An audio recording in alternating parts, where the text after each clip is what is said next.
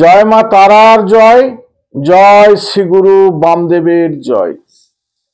মানুষের মৃত্যু হলে মৃত্যুর সময় যে মৃত্যু দোষ পায়, একপাদ দোষ, দ্বিপাদ দোষ, ত্রিপাদ দোষ, চতুষ্পাদ দোষ বা পুষ্কর দোষ, এই দোষ কি বা কেন মৃত্যুর সময় মানুষ এই দোষ পায় বা দোষ পেলে কাদের বা কি কি ক্ষতির আশঙ্কা থাকে, সেই নিয়েই আপনাদের আমি আজকের ভিডিওতে আলোচনা করব।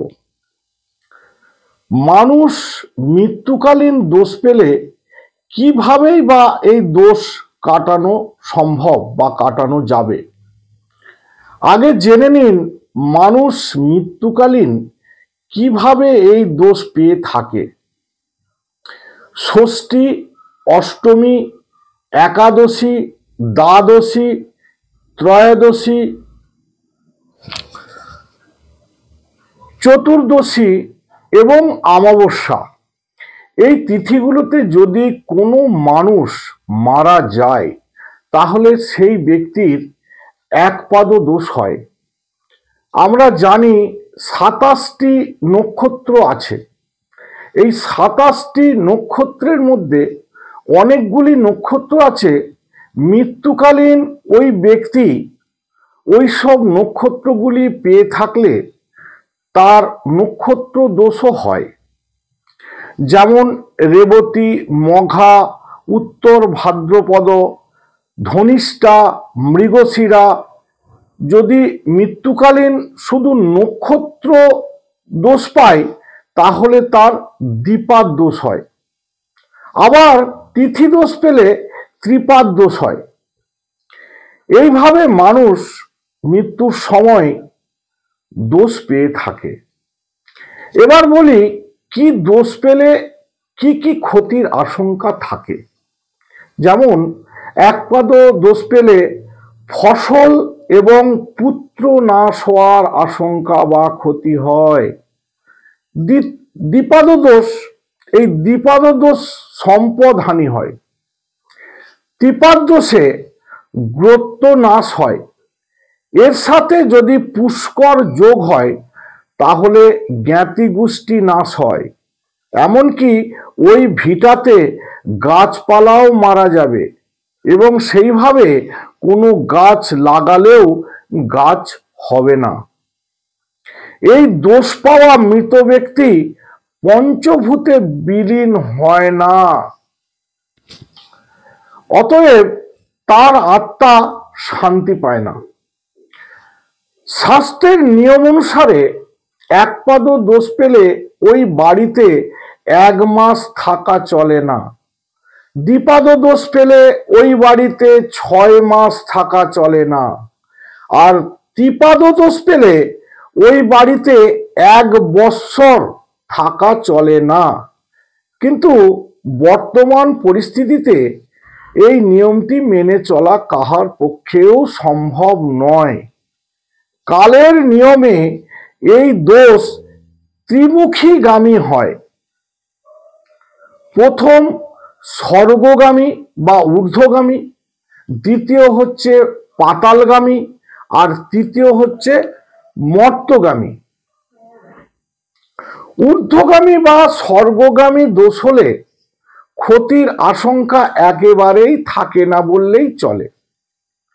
পাতালগামী দোষ হলে আংশিক ক্ষতির আশঙ্কা থাকে। আর যদি মর্তগামী দোষ হয় তাহলে সম্পূর্ণভাবে ক্ষতির আশঙ্কা থেকে যায় এবং ক্ষতি হবেই হবে। অতএব সব ক্ষেত্রে যে ক্ষতি হবে এমনটা নয়। আমরা এইভাবে বুঝতে পারি এই দোষ কোন মুখী, স্বর্গমুখী না পাতালমুখী না মর্তমুখী। আমরা রবিবারের মান ধরি 1, সেরকম সোমবার 2, মঙ্গলবার 3, বুধবার 4, বৃহস্পতিবার 5, শুক্রবার 6, শনিবার 7। তার সাথে আমরা 35 যোগ করি। তার সাথে আবার 3 দিয়ে ভাগ করব। কোনো ব্যক্তি যদি রবিবার মারা যায় তাহলে তার মান 1 যুক্ত 35 সমান 36 ভাগ 3 সমান হচ্ছে 12, ভাগফল 12। এতে ভাগশেষ কিছুই নেই, অতএব দোষ বলতে মর্তে কিছুই নেই। দোষটি মর্তে অধিষ্ঠান করছে, অতএব এতে এই যে মর্তে যে দোষটি পাচ্ছে এতে কিন্তু ব্যাপক ক্ষতি হবে। ভাগশেষ যদি 1 থাকে তাহলে ঊর্ধ্বমুখী দোষ,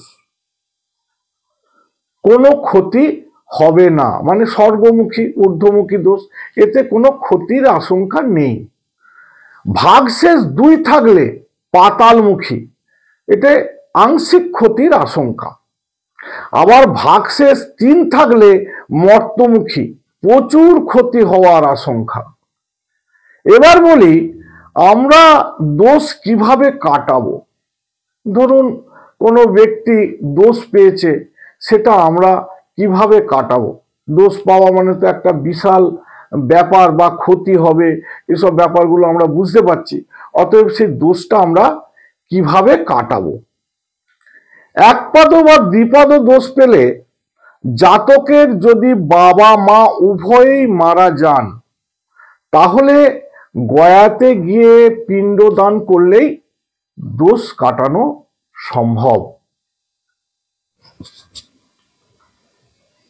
আর যদি ত্রিপাদ দোষের ক্ষেত্রে যদি বাড়িতে কিছু কাজ না করে রাজস্থানের পুষ্করে গিয়ে ব্রহ্মার মন্দিরে পিণ্ডদান করলে ত্রিপাদ দোষ থেকে মুক্তি ঘটে।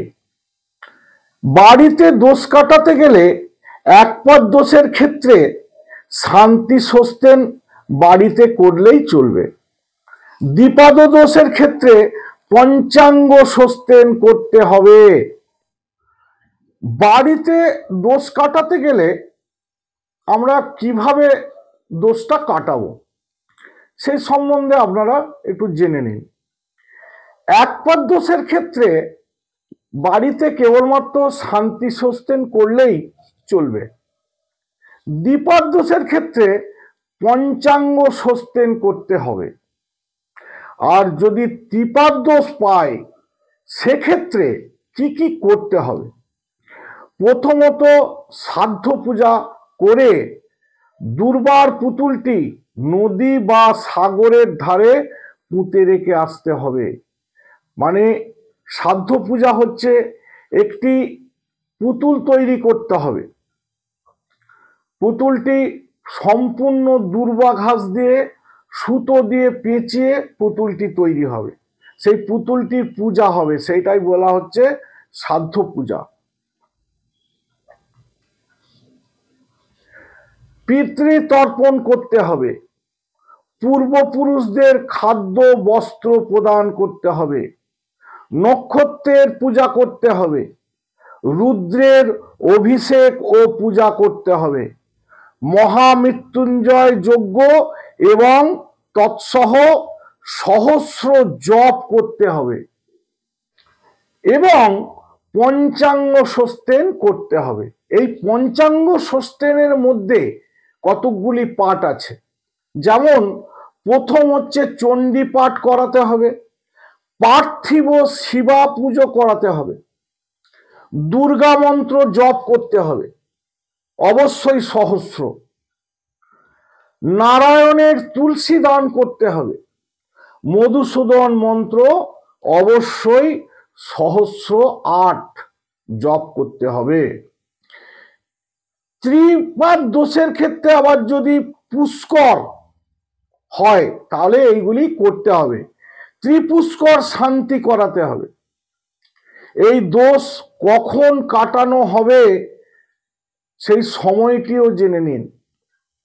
অসৌচ চলে যাওয়ার পর যত তাড়াতাড়ি সম্ভব এই কাজ করতে হবে এবং বাৎসরিক কাজ করার পর, মানে 1 বছর পরে যে বাৎসরিক ক্রিয়া কাজ হবে বা যেটা আমরা বলে থাকি আপনার বাৎসরিক কর্ম, সেই বাৎসরিক কর্ম করা হবার পর 1 বৎসর পর দক্ষিণা কালীর পুজো করতে হবে ওই ভিটেতে।